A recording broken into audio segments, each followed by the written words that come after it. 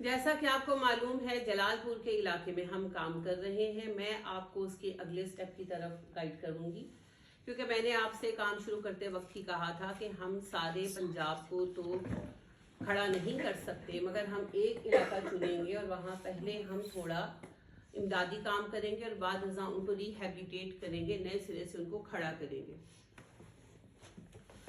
तो इस सिलसिले में अब हम उस स्टेप पर आ गए हैं। हमने जलालपुर तो शहर है ना, उसके पास हम 5 गांव में काम कर रहे हैं। गांव के नाम है दारेपुर, बस्ती हाफजे, मोची पनवा, खानवेला और लाड़ जनूबी।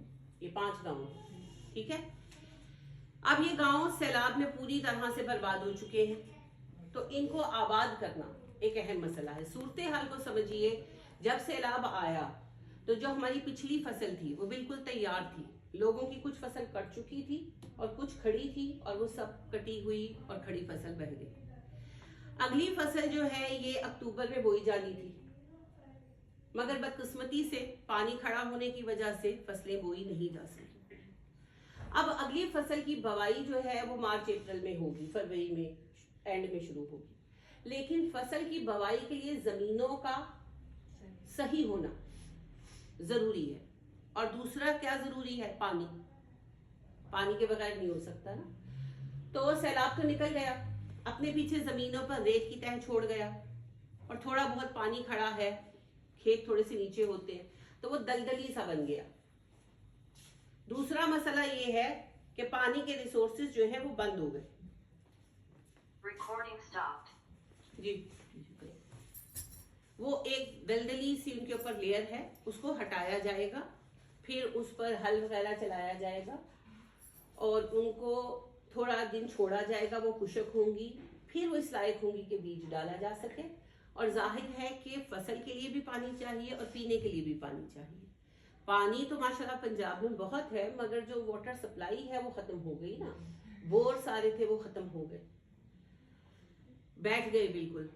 तो उनको दोबारा से खुदवाना और कायम करना।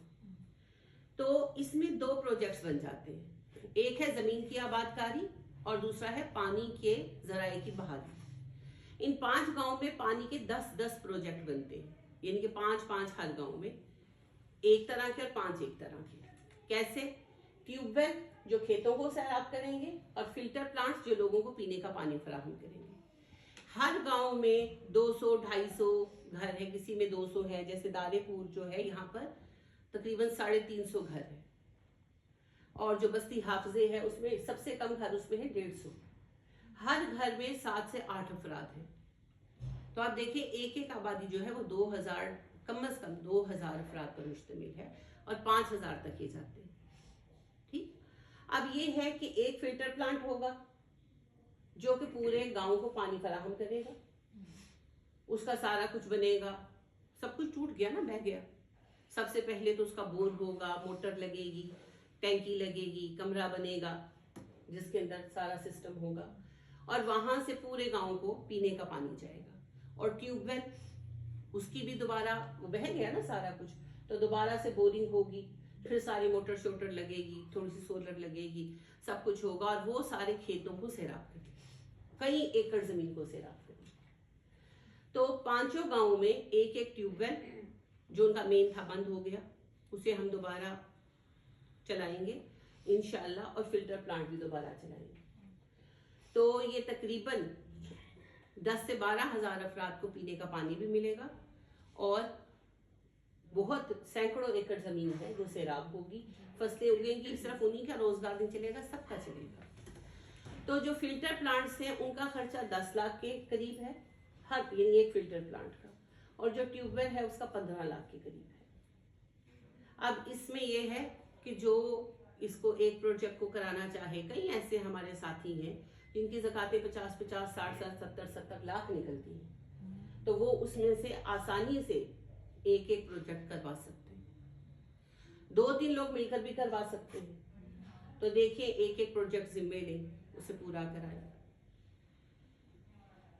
सारा आपको सबूत दिया जाएगा, जो जिस तरह से वेरीफाई करना चाहे मोस्ट वेलकम। दूसरा जो सिलसिला है आबादकारी जमीन का, एक एकड़ जमीन की आबादकारी का खर्चा 60 से 70 हजार। ठीक है, तो जो छोटे जमींदार हैं जिनकी जमीन 1 एकड़ 1.5 एकड़ 2 एकड़ है, तो हमने ये प्लान किया है कि 1 से 5 एकड़ तक के अंदर जिनकी जमीनें हैं हम उनको मदद करेंगे।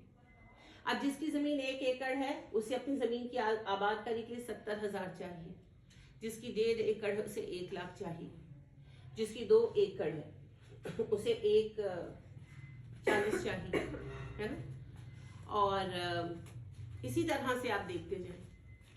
तो ये जो रकम है ये बहुत बड़ी नहीं है, ये बहुत बड़ी नहीं है, यानी कि ज्यादातर लोगों का 50-60 हजार ज़कात तो आम निकलती है।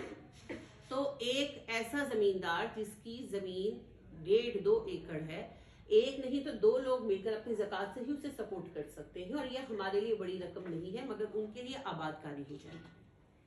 और अभी से ये काम शुरू होगा तभी ये लोग फरवरी में जाकर, मार्च में जाकर फसलें लगा सकेंगे, क्योंकि होगा ये कि सबसे पहले जमीन की सफाई कराई जाएगी, उसके बाद फिर उसे नीचे तक खोदा जाएगा और छोड़ दिया जाएगा कुछ दिन ताकि वो खुश्क हो जाए।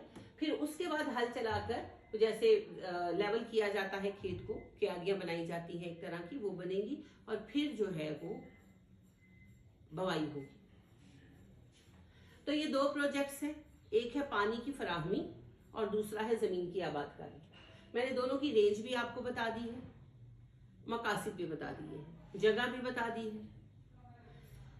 इस पैगाम को ज्यादा से ज्यादा लोगों तक पहुंचाएं और कोशिश करें कि हम इस काम को कर सकें। किसी को किसी भी तरह की तस्दीक चाहिए हो तो हम हाजिर हैं, हमारे साथ चलकर काम करवा सकते हैं, खुद जाकर देख सकते हैं, चाहे तो हम मुतल्लिका लोगों से बात भी करा सकते हैं। ठीक है, तो इसके लिए जरूर काम करें। ये एक आध बंदे की नहीं, 5 गांवों की आबादकारी का मामला है, और 5 गांव तो डायरेक्ट आबाद होंगे ना, जो फसलें उगेगी वो 5 गांव तो नहीं खा जाएंगे, वो तो सैकड़ों लोग खाएंगे, हजारों लोग खाएंगे। तो ये है हमारा नेक्स्ट स्टेप जिसको हमने इंशाल्लाह करना है। तो एक तो आप सबने दुआ करनी है नफले हाजत पढ़कर कि अल्लाह हमें सुखरू करे, और दूसरा आपने से ज्यादा लोगों तक पहुंचाना है। एक सजेशन मैं अर्ज करूंगी, जो ओवरसीज है उनसे जरूर बात करें, क्योंकि हमारे लिए जो अमाउंट बड़ी है उनके लिए बहुत ही नॉर्मल हो जाती है। तो अल्लाह करे हम इस काम को पूरा कर सकें, अल्लाह हमारे कामों को कबूल करे, हमें इखलास अता करे, हमारे मामलात में आसानी करे और हमें बेहतरीन ज़राए से मदद दे और हमें मुस्तहकीम तक पहुँचाने की हिम्मत और तौफीक दे। आमीन सुम्मा आमीन। सुब्हानक अल्लाहुम्मा व बिहम्दिका व नशहदु अल्ला इलाहा इल्ला अंता व नस्तगफिरुका व नतूबु इलैक। अस्सलामु अलैकुम व रहमतुल्लाहि व बरकातुहू।